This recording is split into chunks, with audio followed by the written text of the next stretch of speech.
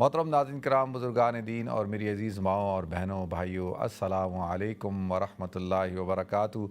मेरे भाई ने सवाल पूछा है कि अगर कोई आदमी उम्रा करने जा रहा हो तो वो उम्रे में अपनी वालिद और वालदा की नियत कर सकता है एक उम्रे में।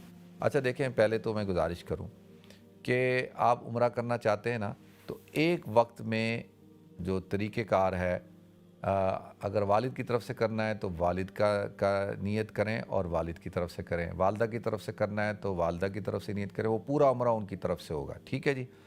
और दूसरा तरीक़ेकार ये है कि आप एक उम्रा लिल्लाह करें, अल्लाह के लिए उम्रा करें, और उसमें आप सब अपने वालिदैन अज़ीज़ व क़ारिब जितने भी मरहूमीन हैं सबको शामिल कर लें उसके सवाब में, कि भाई इसका सवाब सबको मिल जाए। वो तो ठीक है, अल्हम्दुलिल्लाह ऐसा हो सकता है, ऐसा किया भी जा सकता है। लेकिन अगर आप पर्टिकुलरली कहते नहीं, मैं अपने एक उम्रा पूरा जो है सिर्फ़ और सिर्फ अपने वालिद के लिए करना चाहता हूँ, और उस फिर नियत भी आपने उनकी तरफ से करनी होगी, या अल्लाह मैं ये जो उम्रा कर रहा हूँ अपने वालिद की तरफ से कर रहा हूँ या मैं अपनी वालदा की तरफ से कर रहा हूँ, ठीक है।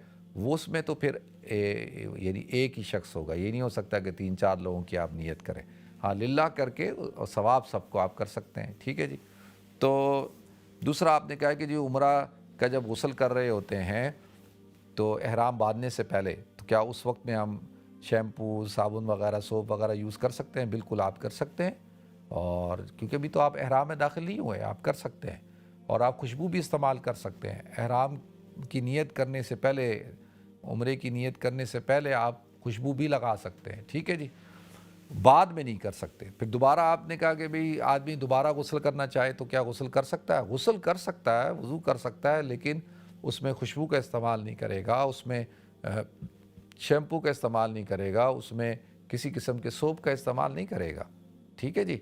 अल्लाह ताला हम सबको अमल करने की तौफ़ीक़ अता फ़रमाए।